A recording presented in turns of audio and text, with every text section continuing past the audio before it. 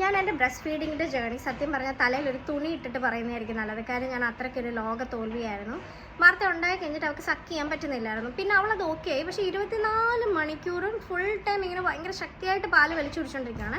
അങ്ങനെ നമ്മൾ 3 days കഴിഞ്ഞ് ഒരു ചെക്കപ്പിന് പോയപ്പോൾ കുഞ്ഞിൻ്റെ വെയിറ്റ് കുറവ് കണ്ടിട്ടാന്ന് തോന്നുന്നു, എനിക്ക് ഓർമ്മയില്ല. ഡോക്ടർ പറഞ്ഞു മേ ബി പാല് കുറവായിരിക്കും എന്ന്.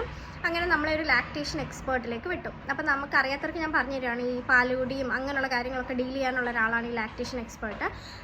പുള്ളിക്കാരി എൻ്റെ അടുത്ത് പമ്പ് ചെയ്ത് നോക്കാൻ പറഞ്ഞപ്പോൾ എനിക്ക് പാല് കുറച്ച് കുറവായിരുന്നു. അപ്പോൾ കുട്ടി പാല് കുടിച്ചാലേ നല്ലപോലെ നമുക്ക് പാല് വരുള്ളൂ. എൻ്റെ കുട്ടി നിപ്പിൾ മാത്രമായിരുന്നു സക്ക് ചെയ്യുന്നത്. അപ്പോൾ സ്റ്റിമുലേഷൻ ഇല്ലാത്തത് കൊണ്ട് തന്നെ കുഞ്ഞിന് പാല് കിട്ടുന്നില്ല, നിപ്പിൾ ക്രാക്ക് വരും.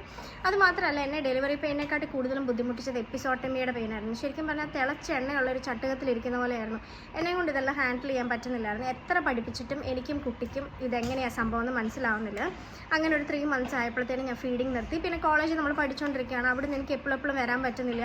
പമ്പ് ചെയ്ത് വെക്കാൻ വേണ്ടിയിട്ട് വിശപ്പ് മാറ്റാനുള്ളൊരു പാലും ഇല്ല. അങ്ങനെ ഞാൻ കംപ്ലീറ്റ്ലി ഒരു ഫോർമുല മദറായി. പിന്നെ സെക്കൻഡ് പ്രഗ്നൻസി വന്നപ്പോൾ പ്രഗ്നൻസി തൊട്ടേ എൻ്റെ ടെൻഷൻ കുഞ്ഞിന് പാൽ കൊടുക്കണമല്ലോ എന്നുള്ളതായിരുന്നു. അവനും സക്ക് ചെയ്യുന്നില്ലായിരുന്നു. നേഴ്സ് പഠിപ്പിച്ചു വരുന്നത് എങ്ങനെ സക്ക് ചെയ്യിപ്പിക്കണം അങ്ങനെയുള്ള കാര്യങ്ങളും. എന്നിട്ടും എന്നെ കൊണ്ട് പറ്റിയില്ല എന്നുള്ളതാണ്. അങ്ങനെ ഒരു 4-5 ദിവസം കഴിഞ്ഞപ്പോഴത്തേനും അവനും ഫോർമുലയായി. നമുക്കറിയാം, നമ്മൾ വെളിയിലോട്ട് ഇറങ്ങുമ്പോൾ കൊച്ചിന് പല്ല് മുളച്ചില്ലേൽ, കൊച്ചിന് കാലിലൊരു ഉറുമ്പ് കടിച്ചാലും എല്ലാവരും പറയും പാല് കൊടുക്കാത്തതിൻ്റെ അന്ന്. എനിക്കറിയാം പാല് കൊടുക്കണം, ബ്രസ്റ്റ് മിൽക്കിൻ്റെ അപ്പുറം ഒന്നുമില്ല എന്നൊക്കെ. പക്ഷെ ഞാൻ എന്നെ സമാധാനിപ്പിക്കാനായിട്ട്, അല്ലെങ്കിൽ എനിക്ക് ഉറങ്ങാൻ പറ്റില്ലല്ലോ, ഞാൻ സമാധാനിപ്പിക്കാനായിട്ട് പറയുന്നത് മേ ബി ജെഫി 100% നോക്കിയിട്ടുണ്ടാവും, ചിലപ്പോൾ പറ്റിയിട്ടുണ്ടാവില്ല, സാരമില്ല, ചില സ്ഥലത്തൊക്കെ നമ്മൾ തോറ്റു പോയില്ലേ, കുഴപ്പമില്ല എന്ന് വിചാരിക്കും. പിന്നെ ഞാൻ ചിന്തിക്കാറുണ്ട് എന്താണ് ശരിക്കും ഞാൻ കൊടുക്കാതിരുന്നത് എന്ന്.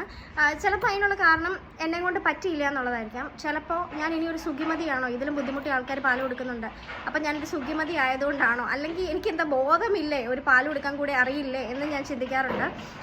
പിന്നെ എങ്ങനെ ജെഫിക്ക് പാല് കൊടുക്കാൻ പറ്റിയിരുന്ന, എന്താ വേണ്ടത് ശരിക്കും എന്നും ഞാൻ ചിന്തിക്കാറുണ്ട്. ഫസ്റ്റ് പ്രഗ്നൻസിയിൽ എനിക്ക് എക്സാം ഉണ്ടായിരുന്നു. അപ്പോൾ എനിക്ക് കുട്ടിയുടെ കരച്ചിൽ പാല് കൊടുപ്പോൾ എനിക്കെല്ലാം കൂടെ പറ്റുന്നില്ലായിരുന്നു. സെക്കൻഡ് ഡെലിവറി ആയപ്പോൾ എൻ്റെ മൂത്ത കുട്ടിയും മൊത്ത സമയം എൻ്റെ കൂടെ തന്നെ ഉണ്ട്, എൻ്റെ കൂടെ എൻ്റെ ബെഡിലുണ്ട്.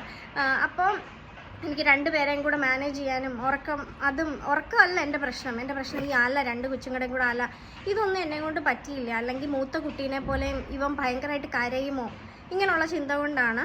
ഇതൊക്കെയാണ് ഞാൻ, അല്ലെങ്കിൽ എനിക്ക് രാത്രി ഉറങ്ങാൻ പറ്റില്ല, പാല് കൊടുക്കാൻ പറ്റില്ലല്ലോ എന്നുള്ള വിഷമത്തിൽ ഞാൻ എന്നെ സമാധാനിപ്പിക്കാനായിട്ട് ഇങ്ങനെയൊക്കെയാണ് കേട്ടോ ചിന്തിക്കുന്നത്. അങ്ങനെ ഞാനൊരു കംപ്ലീറ്റ് ഫോർമുല മദറായി എന്ന് വേണം പറയാൻ.